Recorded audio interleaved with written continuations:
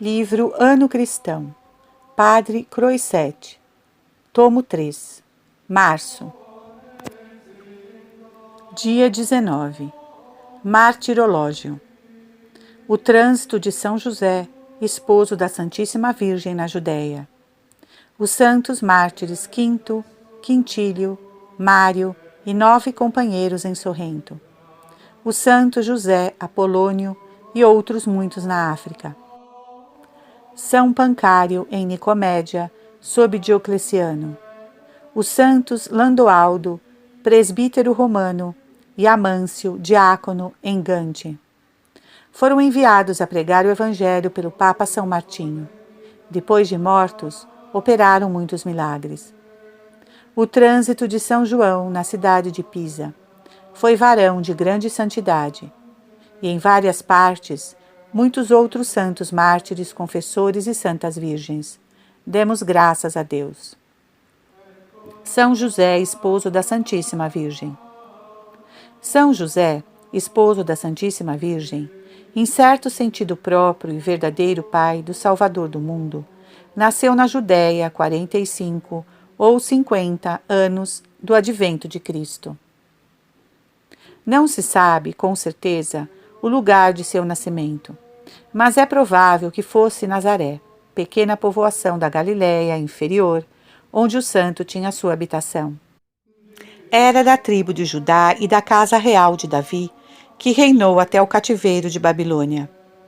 E ainda que estava de todo escurecido o esplendor dessa régia casa, conservava a sua nobreza nos descendentes dela, todos de sangue real. Se bem que sem rendimentos nem empregos que a fizessem brilhar no mundo, nobreza enfim decaída, que estava como que sepultada na pobreza e no humilde estado dos que a possuíam. Os 2 evangelistas que escreveram a genealogia de São José, ambos provam, coincidentemente, a descendência do real trono de Davi, ainda que por diferentes ramos. Tão necessária era essa circunstância para que na pessoa do Salvador se reconhecesse indubitavelmente o verdadeiro Messias prometido. São Mateus prova sua descendência de Davi por Salomão e pelos demais reis de Judá. São Lucas deriva-a de Natã, filho de Davi, aquele falo, filho de Jacó, este de Eli. E a opinião mais antiga e comum entre os santos padres é a de Júlio Africano, autor que viveu pelos fins do 2º século. Este assevera ter sabido por tradição, ouvida da boca dos mesmos parentes do Salvador, que Jacó e Eli foram irmãos uterinos, e que, tendo morrido Eli sem ter filhos, Jacó, conforme prescrevia a lei, casou com a viúva de seu irmão para suscitar nele a sua sucessão, e que deste casamento nasceu São José. Pregando o famoso Gerson da Natividade de Nossa Senhora, em presença dos padres do Concílio de Constança, disse que se podia crer piamente que São José fora santificado no ventre de sua mãe. Pie credulitate credi potesti. Havendo-o destinado à divina providência para ser esposo de Maria, tutor e pai adotivo do Salvador, quis que fosse de sangue real, mas pobre. Porque tendo de nascer o Senhor na humildade de um estábulo, e passar toda a vida em necessidade e pobreza, como havia de escolher para pai um homem rico, que vivesse com esplendor e abundância? Descobriram-se poucos ou nenhum sinais de meninice nos seus primeiros anos, porque prevenido desde o berço com doces bênçãos do céu, mais que nenhum outro santo, crescia em prudência, mais que adiantava em idade. Como o Senhor o tinha criado unicamente para si, ele só reinou perpetuamente no seu casto coração. Nunca sofreu quebra nem alteração à sua pureza, sendo a principal ocupação da sua juventude, assim a exata observância da lei, como o exercício de todas as virtudes religiosas. Era carpinteiro de profissão, mas ainda que no ofício fosse obscuro e humilde, nunca houve no mundo homem mais nobre, nem mais brilhante aos olhos de Deus, de Santo Epifânio. Nenhum se aproximou de modo algum ao merecimento e à eminente santidade deste grande patriarca. Deus proporciona suas graças aos empregos no pensar de Santo Tomás, e os dons sobrenaturais correspondem sempre à excelência e santidade do estado a que nos destina.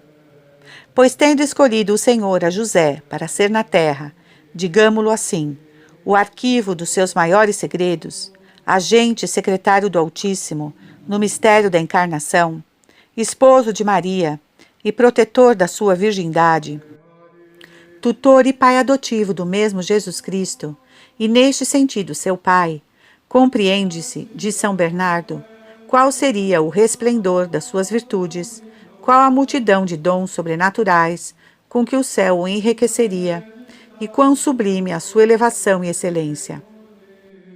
Tinha chegado São José àquele supremo grau de perfeição que declara o Evangelho numa só palavra, chamando-lhe varão justo, isto é, um homem que possui todas as virtudes em grau eminente.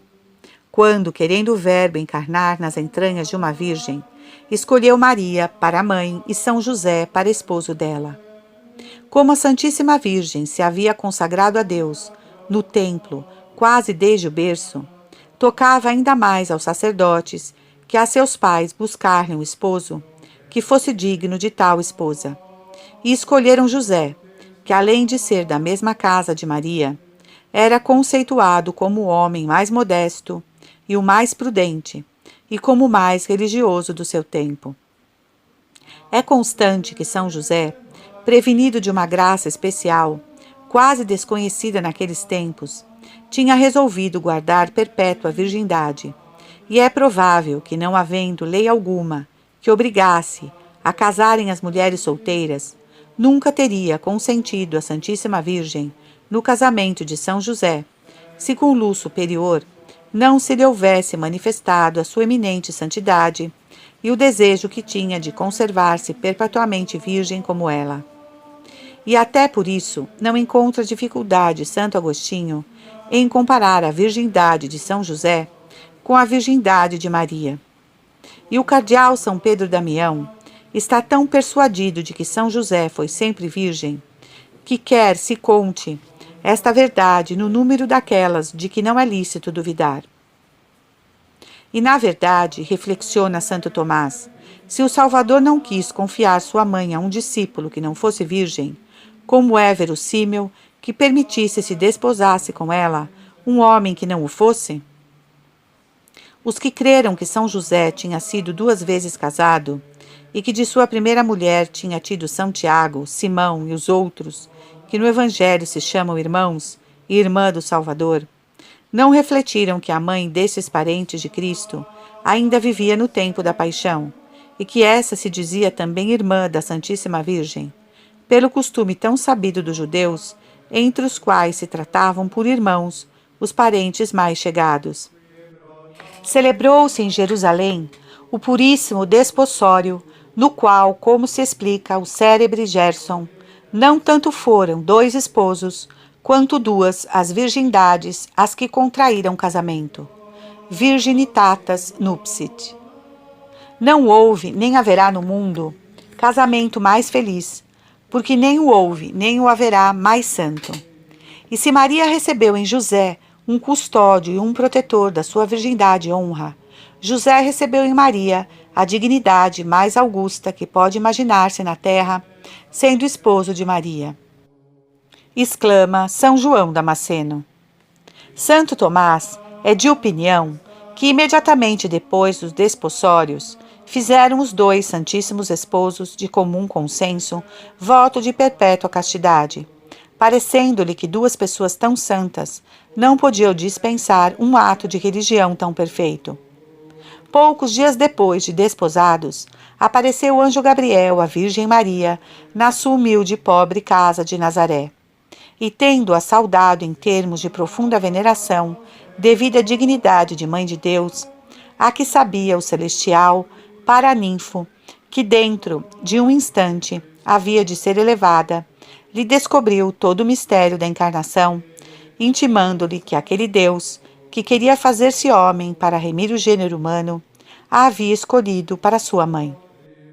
Vivia São José com a Virgem Maria, mais como anjo que como homem, e verossimilmente quis o Senhor que ignorasse o que se passava, para que sua mesma dúvida fosse uma sensível prova da conceição do Salvador e da virgindade da mãe. Esta abstinha-se de descobrir a seu casto esposo o mistério que o Espírito Santo queria estivesse reservado até seu tempo, quando mesmo José advertiu a gravidez da puríssima esposa. O superior conceito em que tinha a sua elevada santidade não lhe permitia admitir nem sequer a mais leve suspeita que manchasse a sua reputação, e antes se inclinou a crer que era sem dúvida aquela donzela de quem dizia Isaías que havia de nascer do Salvador. Com efeito, assim o creu, de São Bernardo, e movido daquela espécie de humildade e de respeito, que passado o tempo obrigou a dizer a São Pedro: Senhor, apartai-vos de mim, porque sou um grande pecador. São Lucas 5. Pensou José em deixar sua esposa Maria. E esta não é sentença particular minha, é a comum dos padres. Não sabia o casto esposo que determinação tomasse. Separar-se dela era desacreditá-la, e ficar em sua companhia era presumir muito de si, tendo-se por digno de a merecer. Nessa perplexidade, lhe apareceu um anjo em sonhos e lhe disse: José, lembra-te de que és da casa de Davi e que dela há de nascer o Messias prometido. Não temas, nem penses em deixar a companhia de tua esposa. É certo que está grávida, mas o filho que tem nas suas entranhas foi concebido por obra do Espírito Santo, porque é o Salvador do mundo, unigênito do Eterno Pai e o prometido Messias. Deus escolheu-te para seres seu tutor e sustentador, e neste sentido seu pai. Não recees, pois, ficar com Maria, porque além de estares destinado para a guarda fiel da sua virgindade e honra, se ela ficasse sem esposo, não poderia ser mãe, sem detrimento de sua reputação. Porás o nome de Jesus ao infante que nascer, para dar a entender aos mortais que este é o que vem remi-los e salvá-los, oferecendo-se em sacrifício pelos pecados dos homens. Instruído José do maior de todos os mistérios, começou desde aquele momento a olhar a Virgem como mãe do Redentor, crescendo nele a respeitosa veneração com a ternura. São Boaventura é de parecer que a acompanhou na jornada que fez para visitar sua prima Santa Isabel, e na verdade não parece verossímil que houvesse deixado ir só a Santíssima Virgem numa viagem tão dilatada e penosa. Cerca de 6 meses depois, viu-se obrigado São José a ir a Belém com a Santíssima Virgem, em virtude do decreto que publicou o imperador César Augusto, mandando registrar os nomes de todos os vassalos do seu império, para registrar o seu naquela cidade, onde estava o solar da casa de Davi, cujo descendente era. Assim soava no desígnio dos homens, porém no intento do céu, e aquele lugar para que Maria desse à luz nele o Verbo encarnado e o Messias prometido, como tinham vaticinado os profetas. Sofreu José em Belém toda a dor e amargura que podia sofrer um coração tão grande e terno como o seu.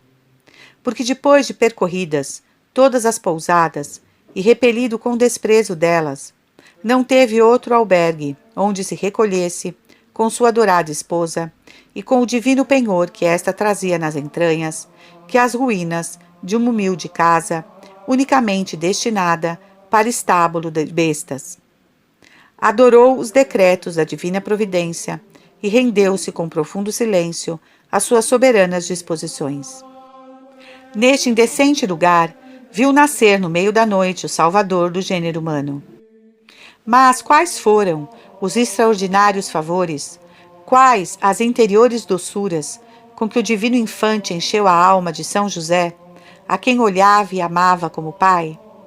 Não foi menos sensível o gozo do nosso santo quando viu chegar aquele ditoso bando de pastores que enviava o céu e adorarem o Salvador. Nem serviu de menor motivo a sua gozosa admiração a vinda dos magos, poucos dias depois, vendo que se moviam do Oriente 3 monarcas para tributarem homenagens ao que, desconhecido na sua mesma pátria e repelido dos seus, se vira reduzido a nascer num estábulo. 40 dias depois do nascimento do menino Jesus, teve São José a dita e consolação de o conduzir ao templo de Jerusalém, sendo testemunha ocular das maravilhas que nele se passaram. Mas apenas voltou a Belém, um anjo lhe advertiu o ímpio intento que tinha Herodes de tirar a vida ao divino infante, ordenando-lhe que se retirasse ao Egito com o filho e a mãe. Não diferiu um momento o obedecer, em virtude daquela perfeita submissão que professava às disposições da divina providência. E sem dar lugar a vãos discursos, nem cavilações da prudência humana, partiu no mesmo instante para o Egito, onde permaneceu até que, morto Herodes, tornou a aparecer-lhe o anjo do Senhor e ordenou-lhe que com o filho e a mãe voltasse à Palestina. O Evangelho dá bastante fundamento para crer-se que São José tencionava fixar sua habitação em Jerusalém ou Belém, como em lugares convenientes para a educação do Messias. Mas, reparando que aquelas 2 cidades estavam sujeitas ao domínio de Arquelau, filho de Herodes, e temendo que o novo rei herdasse a desconfiança e crueldade de seu pai, retirou-se com aviso do céu a Nazaré, onde tinha feito menos bulha o nascimento do Salvador, e onde não havia tanto que temer, por ser o mesmo São José mais conhecido. Nesta felicidade vivia aquela santa família, a mais augusta e respeitável que houve ou há de haver no mundo, numa condição verdadeiramente obscura e desconhecida, sustentando São José, sua esposa, o menino Jesus com o trabalho das suas mãos e obedecendo o divino infante a São José como seu pai. Sendo São José religiosamente observante da lei, inviolavelmente ia todos os anos a Jerusalém em companhia da Santíssima Virgem para celebrar a festa da Páscoa, e tendo levado consigo o menino Jesus, quando já tinha completado 12 anos, ao voltarem a Nazaré, deram pela sua falta. É indizível a aflição e inquietação da Virgem e de São José nos 3 dias que o andaram procurando. Tendo-o achado finalmente no templo, no meio dos doutores, não se puderam conter, sem se queixarem amorosamente da dor e pesar que lhes havia causado com a sua ausência. Meu filho, eu e teu pai temos te andado procurando, lhe disse a Santíssima Virgem. Mas, com a resposta do Salvador, se lhes enxugaram as lágrimas e compreenderam o mistério. O Evangelho nada mais nos diz de São José, senão que, voltando a Nazaré, o menino Jesus lhe obedecia. Mas que coisa maior, ou que fosse capaz de nos fazer conceber maior ideia do extraordinário merecimento e da eminente santidade de São José, exclama o sábio Gerson, que a asseverar-nos que o Filho de Deus lhe obedeceu, o amou, o estimou e o honrou como seu pai. Viveu depois alguns anos São José, retirado e desconhecido, em companhia da Virgem e do Salvador. Nenhuma família possuiu mais ricos tesouros. Qual outra se pode imaginar mais santa, mais perfeita ou mais digna do nosso culto? Não se sabe ao certo o ano em que morreu este santo patriarca. Porém, crê-se com bastante probabilidade que já havia morrido quando o Salvador do mundo começou a pregar. O que parece certo é que se São José vivesse quando morreu o Salvador, não teria este recomendado sua mãe ao evangelista São João, pouco antes de expirar. É fácil compreender quão preciosa seria a morte deste grande santo, a quem o Filho de Deus quis poupar a dor que lhe causaria a sua. Que morte mais doce! Que morte mais preciosa aos olhos do Senhor! Que morte mais santa que a do que mereceu ter a sua cabeceira, o mesmo Jesus Cristo! Ser assistido pela Santíssima Virgem até que expirou docemente dos braços do filho e da mãe. Que multidão de espíritos celestiais não acompanhariam aquela bendita alma até a deixar depositada no seio do Eterno. É certo que quando Jesus Cristo ressuscitou, ressuscitaram também muitos santos.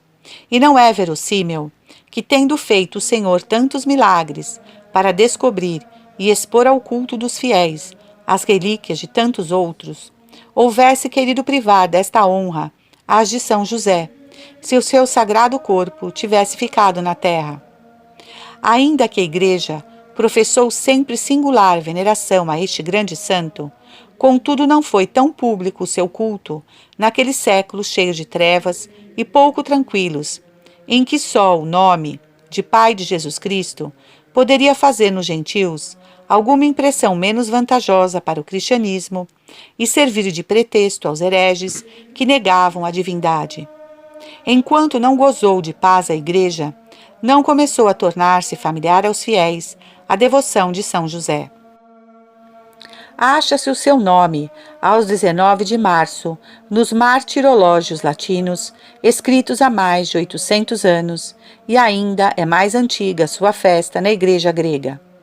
Os magníficos elogios que o sábio Gerson, chanceler da Universidade de Paris, fez de São José no Concílio de Constança, e o que diz da confiança que todos os fiéis devem ter na poderosa intercessão deste grande santo, provam a sua devoção e piedade.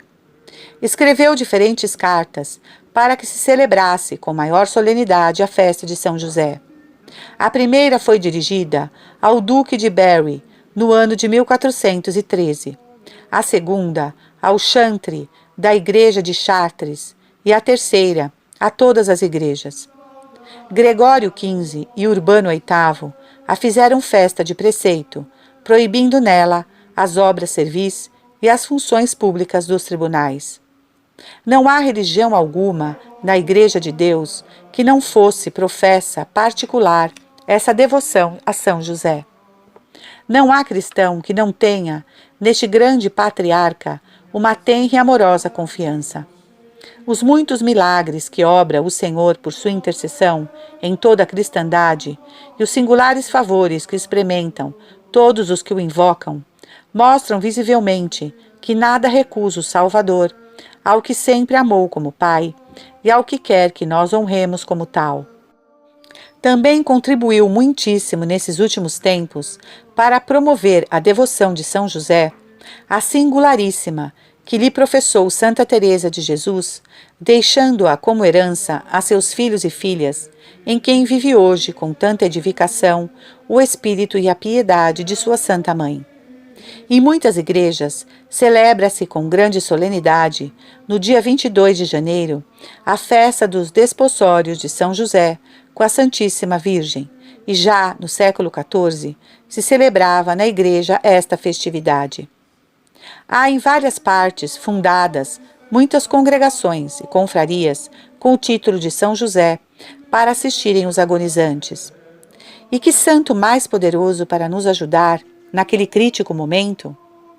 Na Santa Capela de Chambéry, mostra-se um báculo rigorosamente engastado, que se diz por piedosa tradição ter sido de São José, e em Perusa, na Itália, venera-se o anel de seus santos desposórios, provando, ao que parece, a autenticidade desta relíquia, os favores que recebem do céu cada dia os seus devotos. O grande pontífice Pio IX, de santa e gloriosa memória, declarou São José padroeiro da Igreja Católica e elevou sua festa à primeira classe. São Pancário Mártir. Nasceu em fins do terceiro século de uma nobilíssima família em Roma. A vida deste santo oferece uma particularidade notável, e é que, apesar de seus pais serem cristãos, Pancário estava imbuído nos erros da idolatria. Desempenhava o lugar de tesoureiro do Palácio Imperial quando recebeu um dia uma sentida e luminosa carta em que sua mãe lhe rogava, como sempre, abjurasse os seus erros e desse entrada às eternas e magníficas verdades do cristianismo. O Senhor tocou o coração de Pancário e nada mais foi preciso. Transformado com a graça, fez-se imediatamente instruir na religião e logo recebeu o batismo. Saindo do palácio, foi abraçar seus pais e daí em diante começou uma vida santíssima. Diocleciano mandou prendê-lo e depois de açoitá-lo, encerraram-no numa enxovia. Foi mais tarde exilado para Nicomédia, onde no ano de 310 recebeu a coroa dos mártires, sendo degolado. Os santos Landoaldo e Amâncio. Ao terminar do sexto século, foram ordenados em Roma 2 jovens distintos pela virtude e pelo saber. Um, chamado Landoaldo, recebeu a investidura de presbítero e o outro, Amâncio, foi consagrado diácono. São Martinho, que por então governava a Igreja de Jesus Cristo, conhecedor das notáveis circunstâncias dos nossos santos, enviou-os a Gante para pregarem ali o Evangelho. Partindo imediatamente para seu destino, trabalharam aquela vinha do Senhor como hábeis e virtuosos operários, fazendo-a frutificar admiravelmente e recolhendo uma abundantíssima colheita. Fortalecidos no exercício da caridade e cheios de merecimento, foram receber no céu o prêmio dos justos. São João, abade e confessor. Em fins do 3º século da nossa era, nasceu na Síria o menino João, destinado por seus merecimentos ao ministério dos altares. Aos 25 anos de idade, abandonou a Síria e veio domiciliar-se na Itália. Desejando reunir um certo número de religiosos com que pudesse viver em santidade, edificou na cidade de Pisa um convento, aonde dentro de pouco influíram muitos religiosos que o escolheram para seu diretor. Depois de uma vida cheia de merecimentos, descansou no Senhor em meados do século IV, tendo governado o mosteiro por espaço de 40 anos. Missa. A oração da missa é a que segue. Nós vos suplicamos, Senhor, que nos ajudeis pelos merecimentos do esposo de vossa Mãe Santíssima, para que consigamos, por sua intercessão, as graças que não podemos obter por nós mesmos, que viveis e reinais. A epístola é do capítulo 45 do Eclesiástico. Foi amado de Deus e dos homens, e a sua memória está em bênção. O Senhor lhe deu uma glória igual à dos santos. Ele o fez grande e formidável aos seus inimigos e amansou os monstros por meio das suas palavras. Glorificou-o na presença dos reis, prescreveu-lhe suas ordenações diante do seu povo e lhe mostrou a sua glória. Ele o santificou na sua fé e na sua mansidão, e o escolheu entre todos os homens. Deus, na verdade, escutou a sua voz e o fez entrar na nuvem, e deu-lhe em público os seus preceitos, e a lei da vida e da ciência. Reflexões. As honras que se rendem aos santos são uma espécie de feudo que se tributa à virtude. Bem pode o mundo perseguir os bons, o que não pode é deixar de respeitar a inocência, a retidão, a probidade, conservando com veneração a memória do justo, cujus memoria in benedictione est. As mais brilhantes dignidades desaparecem. Não se faz longa estada nos lugares culminantes.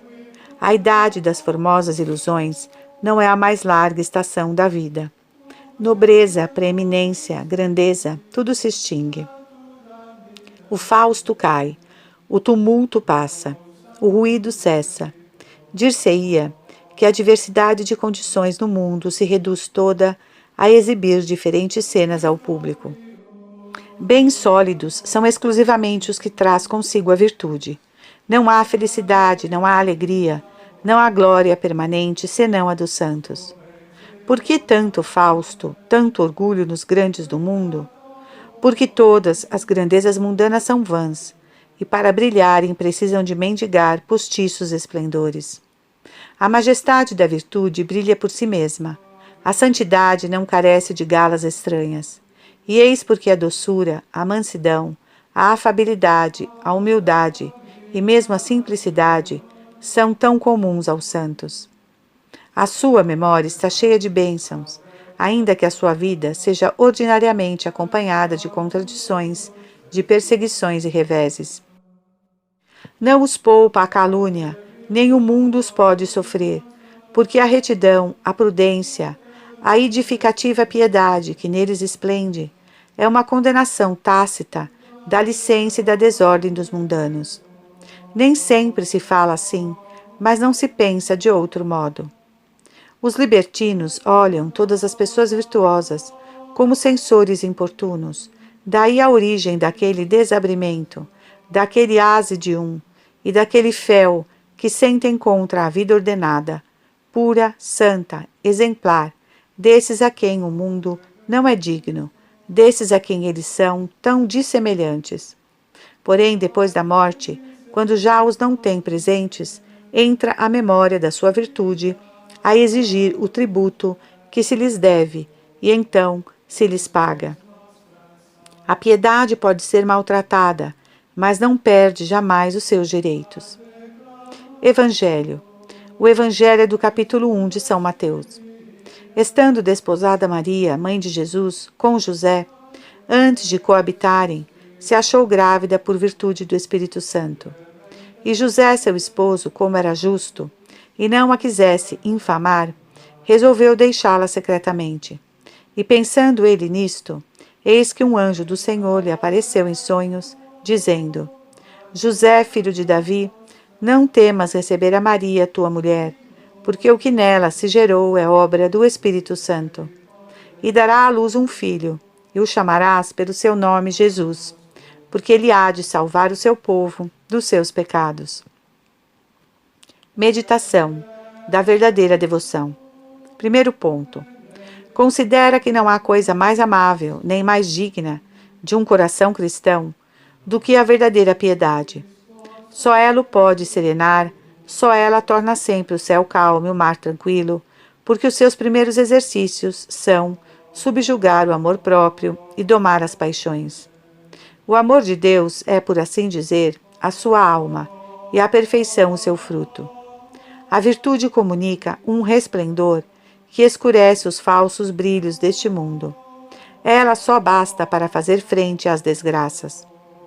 É aquela pedra preciosa que enriquece o que tem a dita de a encontrar. É tesouro, mas tesouro escondido. Ó meu Deus, e quão pouco se conhece o preço da verdadeira virtude! Quão pouco retratos se fazem que se pareçam com ela! A verdadeira devoção não é cenosa, nem agreste, nem inurbana. O seu ar não é austero nem desabrido. Não consiste em excesso de um zelo arrebatado. Odeia a ostentação e o fausto. Não gasta escrúpulos, nem gestos, nem momices. Ignora essas maneiras estudadas e inteiramente mundanas. O seu caráter é de uma nobre simplicidade, sempre igual, sempre a mesma. Tal é a verdadeira devoção. Será a minha? Inimiga de todo disfarce, ganha o entendimento pela retidão e conquista o coração pela doçura majestosa, patente a todos, na sua modéstia e na sua ingenuidade. É tanto mais respeitável quanto mais humilde, e o seu mérito não depende nem do capricho, nem da fantasia dos homens, nada mais independe do humor do que a verdadeira virtude. Longe de seguir aquelas sinuosidades que extraviam, e afastada daquelas ideias presumidas que sempre fomentam o orgulho, encontra nos deveres mais comuns do seu estado a via segura que conduz a uma alta perfeição. É grande injúria que se faz à virtude imaginar que seja própria dela a rusticidade, por se encontrar algumas vezes nos que se mostram devotos. A incivilidade é um defeito, logo é condenada pela verdadeira virtude. A devoção não afeta um ar de refinada cortesania, mas também não esquece as mínimas atenções de legítima urbanidade. A devoção polida brune e adoça o espírito mais grosseiro. E que efeitos não produz num coração cristão, numa alma pura? Que meiguice, que passe não encontra num coração onde reina Deus. Quando o experimentarei eu, ó Dulcíssimo Jesus? Segundo ponto. Considera o retrato que faz São Paulo da verdadeira devoção, fazendo da perfeita caridade, e examina depois se o teu é parecido a este original. A caridade, diz o apóstolo, é paciente, doce, benéfica, não é invejosa, não faz nada contra a razão, não é ambiciosa, não é inchada nem desdenhosa, não busca o seu próprio interesse, de ninguém pensa mal, antecipa-se a fazer todo o bem, sempre humilde, sempre oficiosa, de nada presume, nunca se encoleriza, tudo sofre com paciência, tudo desculpa com caridade.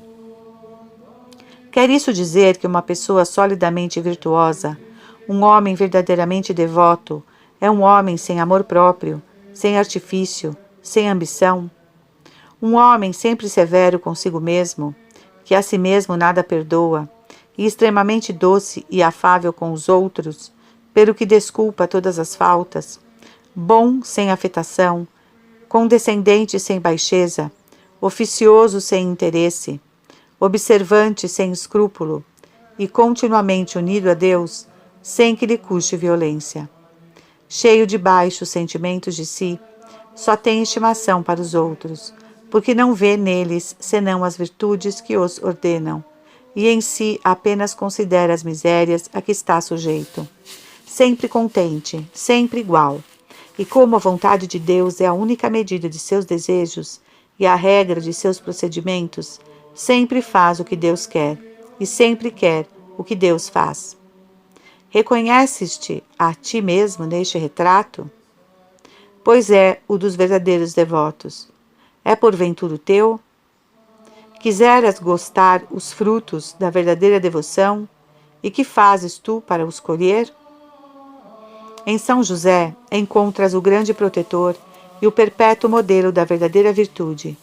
Considera o seu amor pela castidade e lembra-te de que Deus quer almas puras. Considera a sua humildade, a sua doçura, a sua mortificação, o seu recolhimento interior, a sua perfeita submissão à vontade de Deus, o seu terno amor a Jesus Cristo e a Maria Santíssima. Todas essas virtudes são inseparáveis da verdadeira devoção.